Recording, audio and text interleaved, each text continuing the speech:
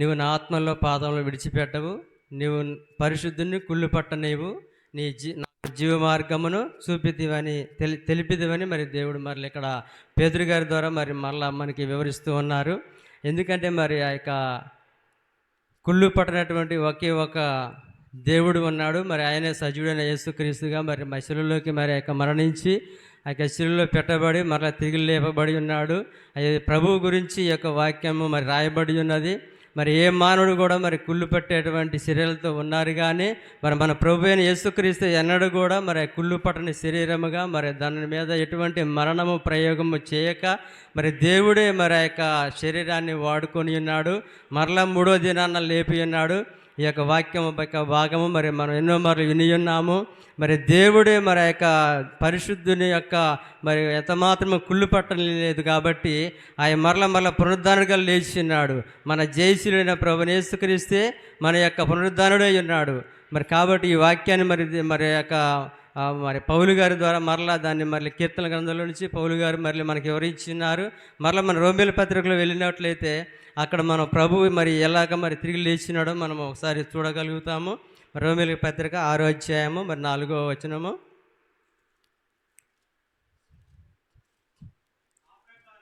ఆ ప్రకారమే ఒక్క నిమిషం. ఆ ప్రకారమే 4వ అధ్యాయం కదండి, 4వ వచనం, 6:4. కాబట్టి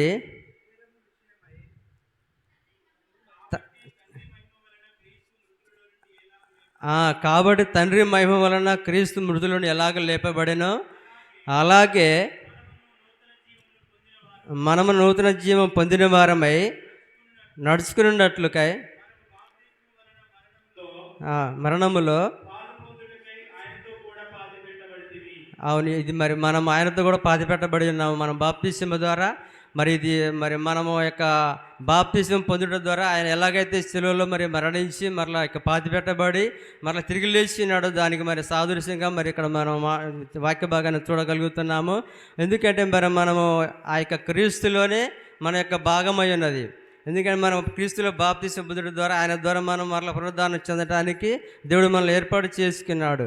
కాబట్టి ప్రభువే కుళ్ళు పట్టకుండా మరలా తిరిగి లేచినాడు 3వ దినమున. కాబట్టి మేము కొంచెం ముందుకు చదవండి. అవును.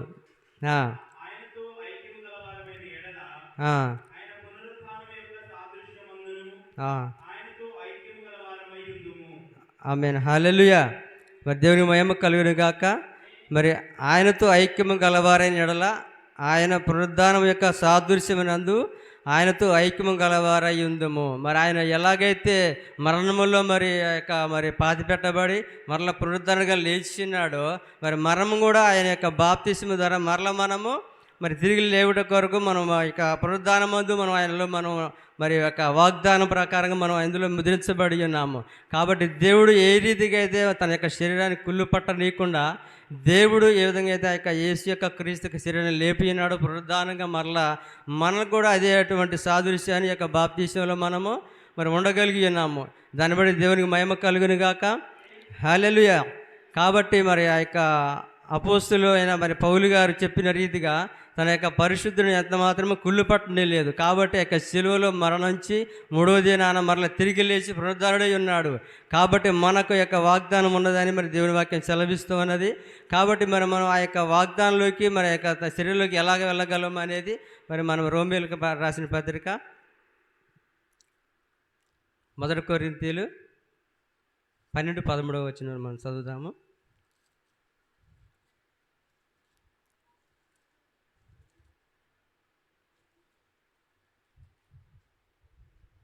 1 కొరింథీయులు 12వ అధ్యాయము 13వ వచనం. ఎలాగనగా దాసులమైనను స్వతంత్రులమైనను ఒక శరీరంలోనికి ఒక ఆత్మ యందు బాప్తిస్మం పొందితిమి. దేవునికి మహిమ కలుగును గాక. హల్లెలూయా. మరి మనం నీటి మూలంగా బాప్తిసం పొంది ఉన్నాము, కానీ ఇక్కడ వాక్యం ఏం సెలవిస్తుందంటే మరి తన యొక్క ఆత్మ మూలముగా జన్మించాలనే దేవుడు వాక్యం సెలవిస్తూ ఉన్నది. మరి ఎలాగంటే ఆ యొక్క ఒక ఆత్మ ద్వారానే మనం జన్మించినప్పుడే మళ్ళీ మనకు పునరుద్ధానం ఉంటుంది.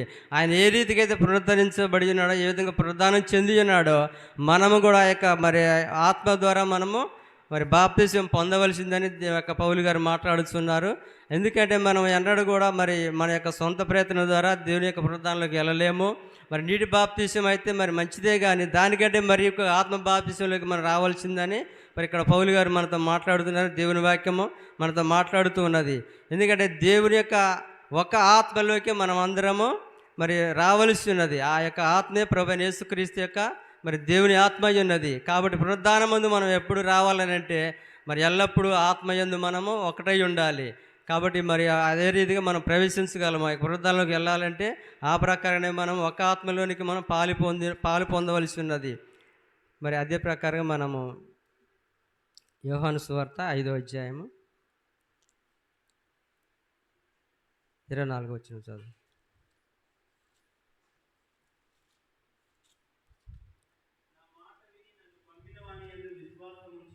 నా మాట విని నన్ను పంపిన వాని యందు విశ్వాసం ఉంచువాడు నిత్య జీవము గలవాడు, వారి తీర్పులోనికి రాక మరణంలో నుండి జీవులకు దాటి ఉన్నాడని మీతో నిశ్చయంగా చెప్పుచున్నాను. అందుకంటే మరి ఇక్కడ మరి యోహాను గారు కూడా అక్కడ మాట్లాడుతున్నారు. ఆయన మాట విని ఆయన యొక్క మరి ఏదైతే ఆయన మాట విని నన్ను పంపిన వారి యందు విశ్వాసం ఉంచువాడు నిత్య జీవం గలవాడు, వాడు తీర్పులోనికి రాక మరణం నుండి జీవులకు దాటి ఉన్నాడు అని మీతో నిశ్చయంగా చెప్తున్నాను. ఇక్కడ మరి యోహాను గారు కూడా మాట్లాడుతున్నారు. అంటే ఆయన మాట ఏ విధంగా వినాలంటే ఆ యొక్క ఒక ఆత్మ ద్వారా మనము మరి బాప్తిజం పొందినప్పుడే ఆయన మాట విని ఉంటాము. ఎందుకంటే మరి ఆ యొక్క వాక్యము చెప్పి ఉన్నది కదా, ఒక ఆత్మ ద్వారానే మనం క్రీస్తులోనికి ప్రవేశించున్నాము. కాబట్టి ఆయన మాట మనం వినాలి. మరి ఆయన యొక్క ఆత్మలోకి మనం ప్రవేశించాలి. ఆ యొక్క పరిశుద్ధాత్మ యొక్క బాప్తిజంలోకి మనం రావాల్సి ఉన్నది.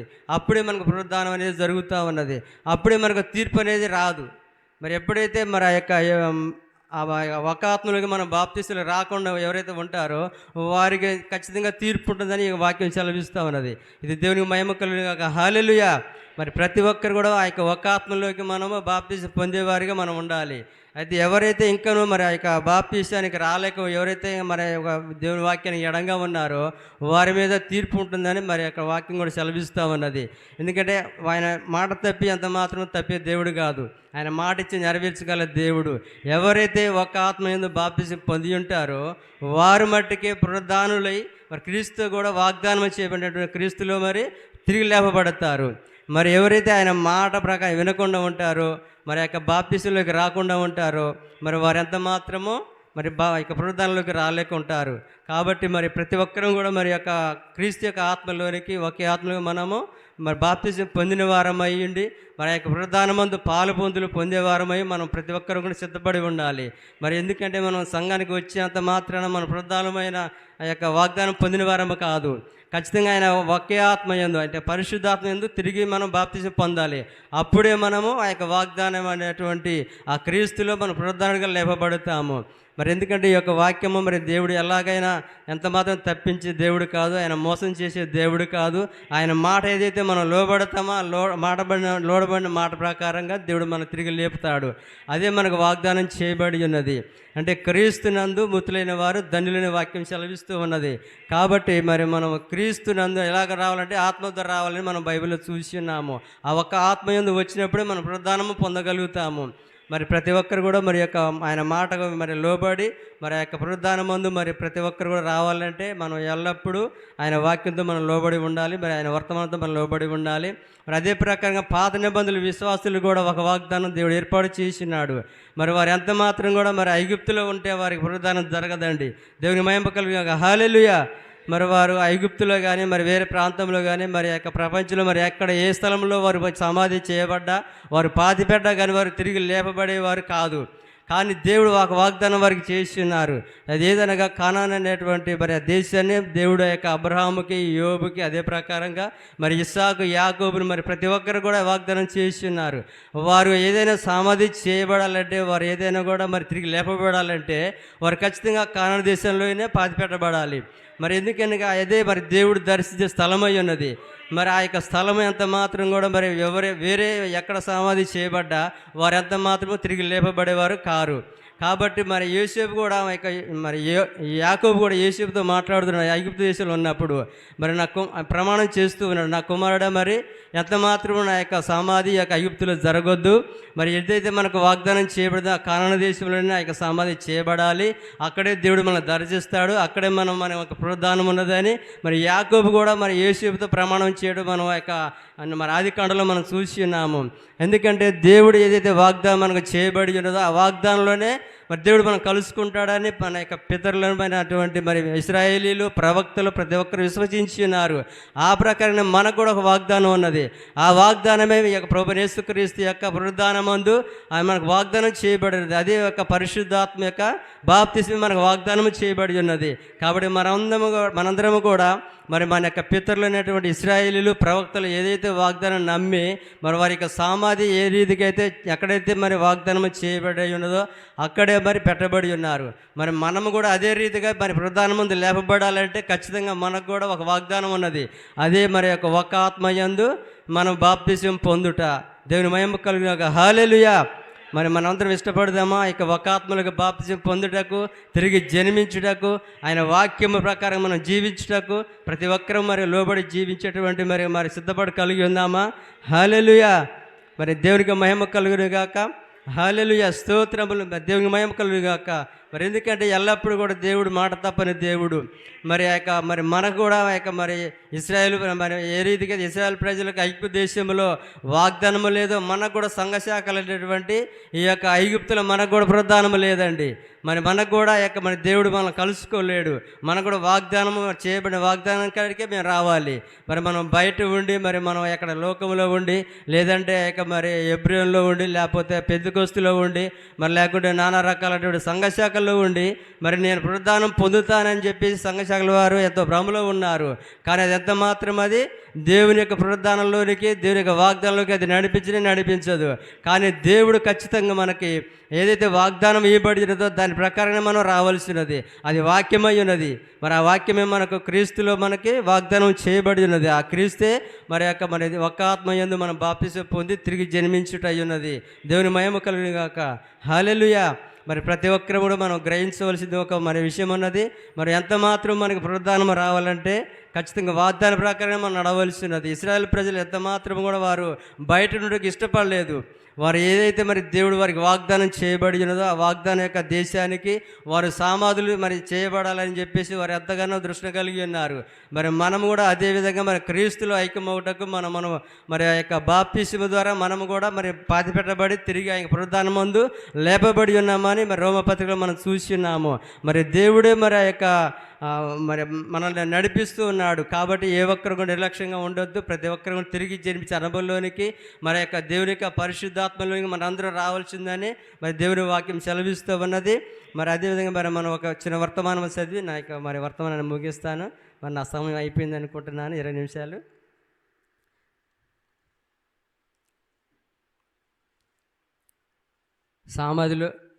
సమాధిలో పెట్టుట అనే వర్తమానంలో 20వ పేర చదువుకుందాము. సమాధిలో పెట్టుట 20వ పేర.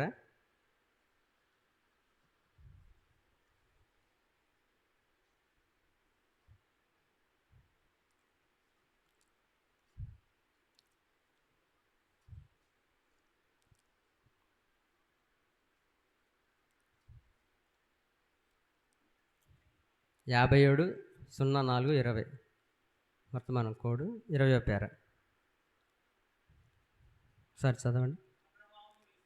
అబ్రహాము, ఇస్సాకు, యాకోబు, ప్రవక్తలందరూ ఒక పునరుద్ధానం అక్కడ రాబోతున్నదని విమోచకుడు వస్తున్నాడని వారు నమ్మి మరియు విశ్వసించిరి. వారు ఆయన గురించి ప్రవచించిరి. ఆనోకు ఆయన గురించి ప్రవచించారు. గంభీరంగా విశ్రమించిన వారై దానితో తన సాక్ష్యమును ముద్రించెను. ఇస్సాకు, యాకోబు, దానియేలు, ఇర్మియా, యెహెజ్కేలు వారి వారి కాలములో మెస్సియా వస్తాడని వారు గంభీరముగా విశ్రమించిరి. వారు చనిపోయారు. వారి యొక్క ఆత్మలో పరదేశులకి వెళ్ళి ఉన్నవి. మరి అయితే మనం ఒక నిమిషం ఆగుదాము. అయితే మరి యొక్క పితరులందరూ కూడా ఎక్కడ వారు ఎదురు చూస్తున్నారు, మా మెస్సయ్య వస్తాడని, మాకు పునరుద్ధానం ఉన్నదని, మరి మేము ఆ యొక్క వాగ్దాన దేశంలో మేము ఉన్నప్పుడు మాకు మెస్సయ్య మేము కలుసుకుంటామని ఎదురు చూస్తున్నారు. కానీ అబ్రహాము, ఇస్సాకు, యాకోబు మరి ప్రతి ఒక్కరు కూడా ఎదురు చూస్తున్నారు. కానీ వారి యొక్క కాలంలో ఆ యొక్క మెస్సయ్య రాలేదు. కానీ వారు పరదేశంలోనికి వెళ్ళడానికి అవకాశం ఎంత మాత్రమో రాలేదు. ఎందుకంటే మరి ఆ యొక్క మేకల యొక్క మరి కోడల యొక్క రక్తము పాపమును ఎంత మాత్రమో తీసివేయదు. అది కప్పిపెట్టేది కానీ తీసివేయదు. వారి రక్తము లేనందున వారు ఎంత మాత్రం పరలోకానికి పరదేశులకి వెళ్ళడానికి వీల్లేదు. కాబట్టి వారు అక్కడే ఉండవలసి వచ్చి ఉన్నది. కాబట్టి మరలా ఎప్పుడైతే మరి మన యొక్క దేవుడు పునరుద్ధానుడే లేచినాడో, శిలువలో మరణించి తిరిగి లేచి మరి ఆ యొక్క ఎప్పుడైతే ఆ రక్తాన్ని చిందించడం ద్వారా ప్రతి పాపను కొట్టివేయబడినదో అప్పుడే మరి వారు ఆ యొక్క పరదేశం వెళ్ళడానికి అర్హులై ఉన్నారు. కాబట్టి దేవుడు మరి యొక్క మెస్సియా వస్తాడు ఎదురు చూశారు, కానీ అప్పటికి వారి కాలంలో జరగలేదని మరి యొక్క ప్రవక్త మనతో మాట్లాడుతూ ఉన్నాడు. ఆ యొక్క ప్రవక్త ఎదురు చూసినారు, కానీ వారి కాలంలో అది జరగలేదు. కానీ ఇర్మియా, యెహెజ్కేలు, మరి అదేవిధంగా దానియేలు, మరి ప్రవక్తలందరూ కూడా ఎదురు చూస్తున్నారు. మాకు ఒక విశ్రాంతి ఉన్నది అని గంభీరంగా వారు విశ్వసించారు. అనేది వారి కాలంలో ఎంత మాత్రం అది జరగలేదు. కానీ ఒక సమయం వచ్చింది. ఆ సమయంలో దేవుడు దిగి వచ్చినాడు. ఆ యొక్క శిలువలో రక్తం కార్చి మరి పాతి పెట్టబడి తిరిగి మరి పునరుద్ధానుడు లేచి మరలా ఆ యొక్క పాతాళంలోకి వెళ్ళి ఉన్నాడు. అప్పుడు వారి యొక్క విడుదల సమీపంగా ఉన్నది. అప్పుడే వారు ఆ యొక్క పరదేశం వెళ్ళడానికి అవకాశం ఉన్నది. కాబట్టి మరి ఆ యొక్క దేవుడు కూడా మా యొక్క పాతాళంలోకి వెళ్ళి మరి సాతాను యొక్క మరి యొక్క తాళపు చేతులు మరి సాతాను చేతుల నుంచి విడిపించినాడు. ఆ మరణం యొక్క పాతాళ లోకం యొక్క తాళపు చేతులు ఆ సాతాను యొక్క చేతుల నుంచి దేవుడే తీసుకొని ఆ యొక్క పాత నిబంధన పరిశుద్ధులందరినీ విడిపించినాడు. దేవుని మహిమ కలుగుగాక. హల్లెలూయా. అప్పుడే వారికి పునరుద్ధానం అనేది జరిగి ఉన్నది. అది మొదటి పునరుద్ధానం జరిగి ఉన్నది. మరి ప్రభువే మరి యొక్క పునరుద్ధరించబడి మరలా యొక్క పాత నిబంధన విశ్వాసులను మరి పునరుద్ధరించి మరి పునరుద్ధానం అనేటువంటి వాగ్దానాన్ని వారికి నెరవేర్పు జరిగి ఉన్నది. హల్లెలూయా. దేవుని మహిమ కలుగును గాక. మరి అదేవిధంగా మరి వారు ఎంత మాత్రం కూడా వారు ఎదురు చూసిన సమయంలో రాలేదు, కానీ దేవుడు ఏ సమయం అయితే నిర్ణయించినాడో ఆ సమయంలోనే దేవుడు కార్యం చేసినాడు. దేవుని మహిమ కలుగును గాక. హల్లెలూయా. మరి అదే ప్రకారం మనకు కూడా ఒక వాగ్దానం ఉన్నది. అదే మరి పరిశుద్ధాత్మ చేత బాప్తిసం పొందుట. ఒక ఆత్మ యందే మనము కూడా మరి యొక్క వాగ్దానం చేయబడి ఉన్నాము. మన వాగ్దానము పరిశుద్ధాత్ముడే. మరి మనకు కూడా ఒక దినము రాబోతున్నది. మరి ఇప్పుడు కూడా మనం ఎదురు చూస్తూ ఉన్నాం. మా యొక్క దేవుడు వస్తాడు, మాకు మా ప్రభు వస్తాడు, మమ్మల్ని కలుసుకుంటాడు, మమ్మల్ని తీసుకుని వెళ్తాడని చెప్పేసి మనం ఎదురు చూస్తూ ఉన్నాము. కానీ ఇప్పుడు ఇది మనం ఎదురు చూస్తున్నంత సమయాన దేవుడు అప్పటికప్పుడే రాడు. కానీ దేవుడు ఏదైతే సమయం నిర్ణయించినాడో ఆ సమయంలోనే దేవుడు మనకి ప్రత్యక్షం అవుతాడు. అది దేవుని మహిమ కలుగుగా. హల్లెలూయా. కాబట్టి మనము ఇప్పుడు ఈ కాలం ఎదురు చూస్తూ ఉన్నాము. మన పితరులు అబ్రహాము, మరి ఇస్సాకు, యాకోబు, మన ప్రవక్తలు ఏ విధంగా ఎదురు చూసి ఉన్నారు, మనం కూడా మన యొక్క శరీరాలు మార్పు చెందాలని, మనం కూడా పునరుద్ధానంలో పాలు పొందాలని మనం కూడా ఎదురు చూస్తూ ఉన్నాము. అయినా కానీ ఈ సమయం కాదు. కాబట్టి మనము మన దేహాలు, మన శరీరాలు ఇంకా మన పునరుద్ధానము కాలేదు, మార్పు చెందలేదు. కాబట్టి మనం కూడా ఎదురు చూస్తూ ఉన్నాము. ఆ గడియ కొరకే మనం ఎదురు చూస్తూ ఉన్నాము. దేవుడు ఏదైతే ఆ యొక్క గడియను ఇవ్వబడి ఉన్నాడో, ఆ యొక్క మరి సమయం ఇవ్వబడి ఉన్నదో ఆ సమయంలోనే దేవుడు వస్తాడు. ఆ సమయంలోనే దేవుడు తన యొక్క ఓదును తీసుకొని పోవడానికి ఆ గడియ నిర్ణయించినాడు. కాబట్టి ఆ సమయంలో వస్తాడు. కాబట్టి మనం ఇప్పుడు ఎదురు చూస్తూ ఉన్నాము.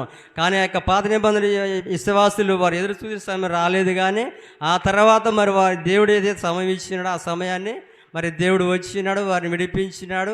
అదే ప్రకారం మనం కూడా నిరీక్షిస్తూ ఉన్నాము. ఇంకా మనం ఎంతగా నిరీక్షించాలి, మనం కూడా ఓపికతో కనిపెట్టాలి. మన యొక్క శరీరాలు, మన యొక్క ఆత్మలు ఆ యొక్క మరలా పునరుద్ధానం చేయబడాలంటే క్రీస్తు కూడా వాగ్దానం చేయబడినటువంటి తన యొక్క వధువుని దేవుడు తీసుకొని వెళ్ళాలంటే సమయం రావాల్సి ఉన్నది. ఆ సమయం కొరకు మనం సిద్ధపడుతున్నాము. మరి ప్రతి వారము, ప్రతి బుధవారము, ప్రతి ఆదివారము, ప్రతి మరి లైవ్ ప్రేయర్ ద్వారా ప్రతి ఒక్క వాక్యం వర్తమానం చదువుడు ద్వారా మరి మనం సిద్ధపడుతూ ఉన్నాము. దేవుని మహిమ కలుగుగా. హల్లెలూయా. ఇది మనం సిద్ధపరచుకునే యొక్క సమయమై ఉన్నది. దేవుని మహిమ కలుగుగా. హల్లెలూయా. కాబట్టి మరి మనం ఎల్లప్పుడూ కూడా మరి దేవునికి మనం లోబడి ఉండాలి. మరి దేవుల్లోనే మనం నివాసం మరి కలిగి ఉండాలి. మరి యొక్క వాక్యాన్ని దేవుడు దీవించును గాక. చిన్న మాటలు దేవుడు ఆశీర్వదించును గాక. ఆమేన్.